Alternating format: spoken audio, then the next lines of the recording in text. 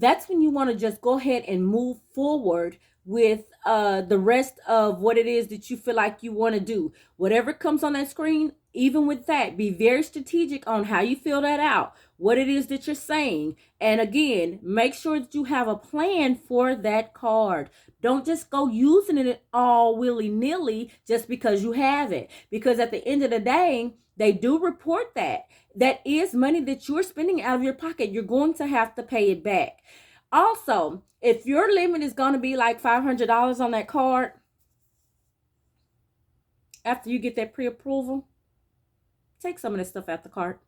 I'm just saying, take some of the stuff out the card after you get that pre-approval, because the goal is to get the max amount by um putting at least $100-200 realistic stuff in their cart, so that when they notice that you're trying to leave the site with the cart field, they'll send you some type of invitation and be like, no, don't go, here, I got something for you. So that kind of energy, right?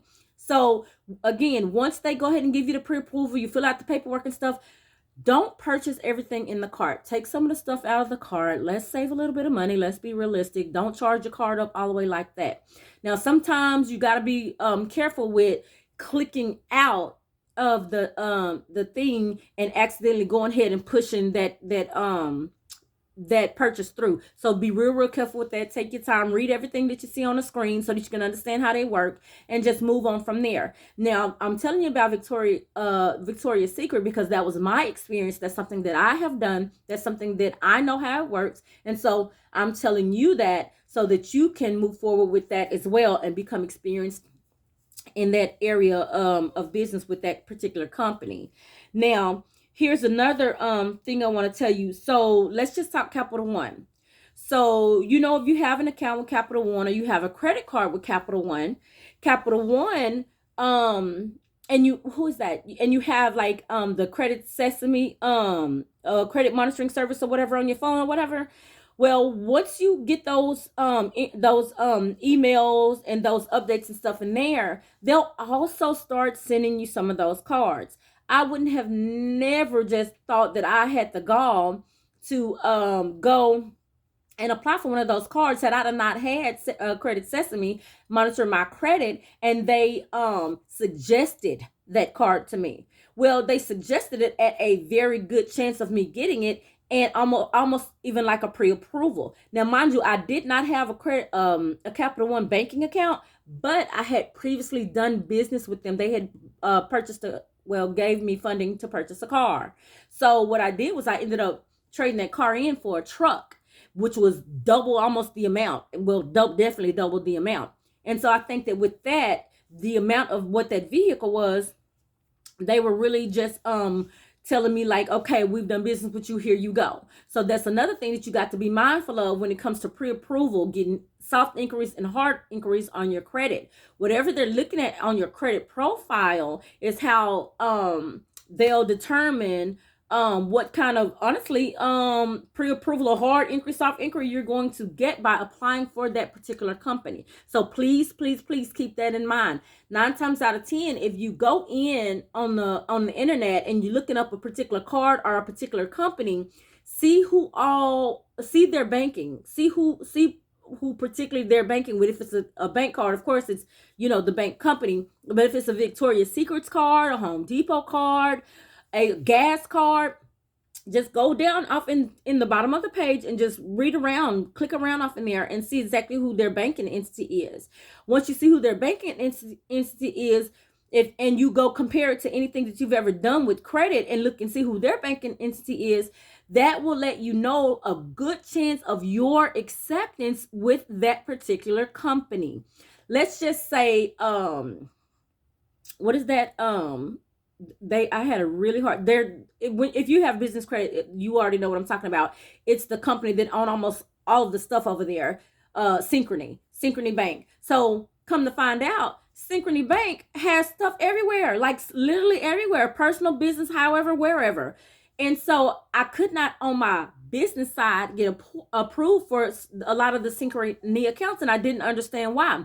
Well, as I continued to do my due diligence, do my research on what all it takes to get approved for different accounts, also because I own a credit the DIY Credit Club, which is a accountability company for people that's wanting to fix their credit, people that want to write books, people that want to start, different businesses, people that want to learn how to do credit.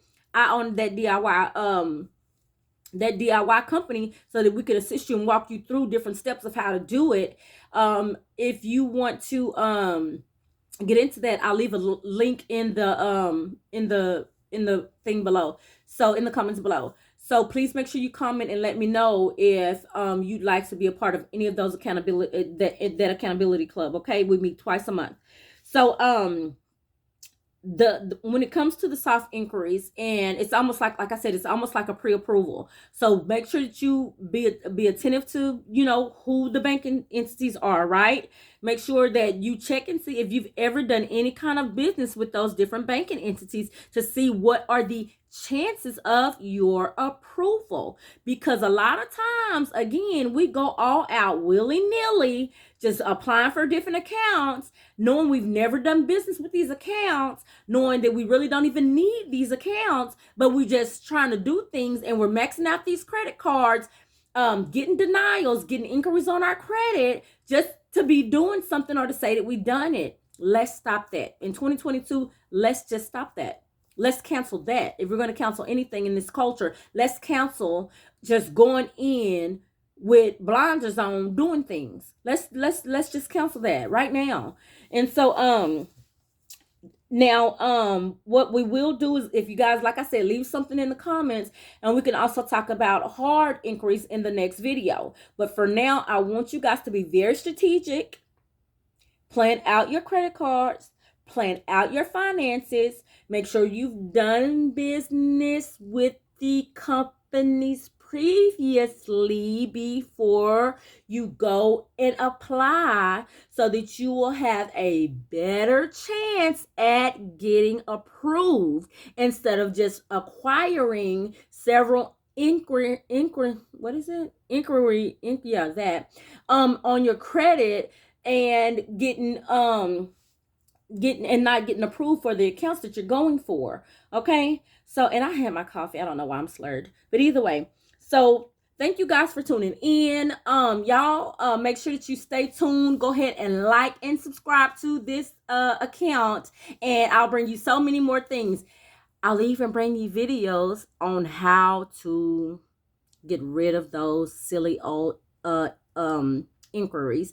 And I got another tip that I want to tell y'all, but you gotta be ready for it. You gotta be ready for what I'm gonna tell you in some of these videos. So there's more reason to have you like and subscribe and click the little bell, so that anytime I come on, you guys will know when I come on, because the nuggets that I'll be dropping throughout several of these different videos are plays that'll be things that you can pass on to your family, and plays that you can use for for a lengthy amount of time, until they do whatever it is that they try to do with the credit and with the world as we speak, as we know it now. So like, subscribe, share, and I'll see you in a minute.